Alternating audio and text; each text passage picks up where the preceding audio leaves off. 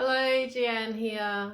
Hope you've had a wonderful week. I've had a very interesting one. I hurt my foot yesterday. I'm going to talk to you about that.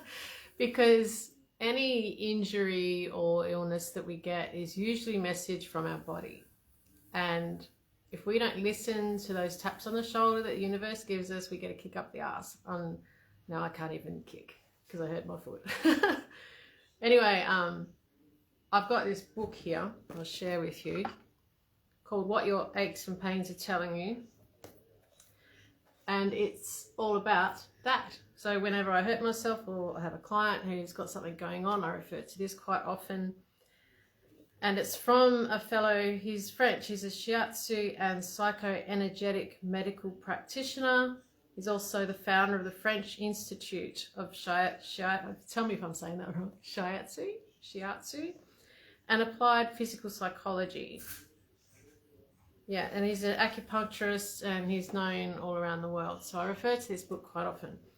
And what happened was I hurt my right foot. So I'll read to you what it says about that. It's also curious that I chose this out of many options out there. I was just drawn to it, and he's a little bit contradictory to some of the other ones. However, I find it spot on. So I'll just share with you. Find the page. Foot, toes, here we go. So the foot is our point of support on the ground on which the whole body rests, as well as the support point for all locomotion. It allows us to push forward and therefore to advance, but also to plant our support and stand our ground. The foot represents the extremity of how our relationship with the external world manifests. It symbolizes our attitudes, our affirmed and recognized positions, and the official role we play. Do we stick our foot in the door to block it from closing? Do we stick our foot in our mouth from time to time?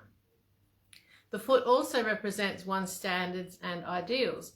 It is the symbolic key to what supports our relationships, which explains the significance of the rise of the rite of washing the feet in so many traditions. It is that which purifies our relationship to the world and even to the divine. Finally, the foot is the symbol of freedom since it allows movement. It is not by chance that the feet of young Chinese girls were bound, disguised as an erotic or aesthetic practice. It in fact signified that in traditional Chinese society, a woman's mobility was limited and that women were essentially imprisoned in their relationship to men and society.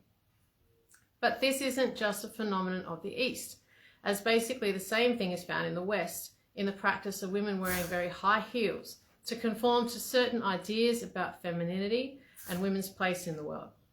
At least the feminist movement made it possible for more and more women to throw away their high heels and adopt more sensible footwear. So foot problems, now on to my foot injury, foot problems express the tension that we need to connect to our position as we face the world. It may concern our habitual attitudes, the unrealistic positions that we have taken on, or a lack of stability or security. The expression, "he doesn't have his feet firmly placed on the ground," illustrates this kind of situation.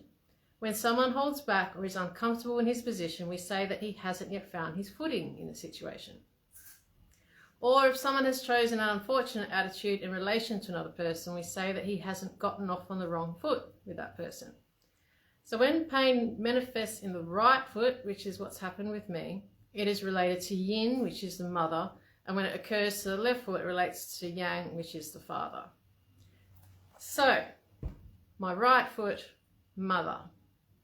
Mother doesn't mean necessarily my mother, it can be my role as a mother, and in this case it certainly is. On Friday, actually leading up to Friday, I felt like my son was wanting to tell me something and couldn't, and I didn't act on that. And then Friday he told me what it was and that he was worried about telling me, which absolutely broke my heart because he's always been able to talk to me, but this is a situation I feel strongly about, and he went the other way. And then an hour later I got a phone call from him totally upset because the situation with his father. So it was just all this stuff in my role as a mother where I'd lost my footing, basically. I couldn't help him. I couldn't help the situation. I couldn't do anything. And then the following day, yesterday, I walked down steps and tripped and busted up my foot.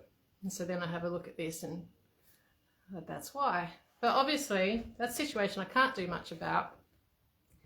But it shows how strongly it impacted me by me hurting my foot. So there are times, like I said, I felt like my son wanted to tell me something. I should have acted on that. Yeah, then he wouldn't have felt so bad. It wouldn't have felt like he couldn't tell me. So when we get these little messages, we really do need to act on them. And I normally do. I really do. But I've had discussions with my son in the past too, where he's like, Mum, you've done fine with me. Go help people who need your help. So I tend to back off a little bit. However, that was obviously a time I shouldn't have. And I'll give you some examples. Like the more you act on your intuition or your gut instinct, the louder it gets.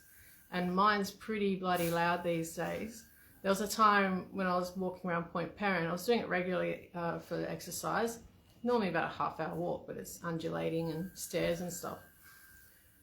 And I'd only got 5 minutes into the walk when I had this huge urge to turn around. I thought, what? I've only just started. What do I need to turn around for? And I persisted, but it was almost like a magnet pulling me back. And I thought, well, I don't know, maybe there's a snake on the path ahead of me, or maybe something's going to happen. So I turned around, headed back to my car, and as soon as I could see my car, it was in my sights. Right next to where my car was parked was a cement truck, and it was literally tipping up and about to pour cement. And where my car was parked, it would have splashed up onto my car. So saved my car from getting splashed with cement. Another time, this is when I had my old HR ute. I was at a non-desirable shopping centre, we shall say, and I put central locking on it. 1966 ute, and I put central locking on it. But it was playing up. The central locking was playing up, so I was going to leave it unlocked. And I'm walking towards the shops, and I kept getting this really loud in my head, lock your car. I'm like, I'm going to give me 5 minutes. Lock your car. Okay, so turn around, lock the car, went inside. I was only 5 minutes, came back out, the car right next to me had been broken into. Now these are all very strong messages that I was getting, and I wouldn't have if I wasn't listening in the first place. I'm sure you've all had times when your gut's told you to do something and you've done the exact opposite or not listened and wished you had. Start listening. Listen to those things and act on them. You might prevent an injury. You might save your car.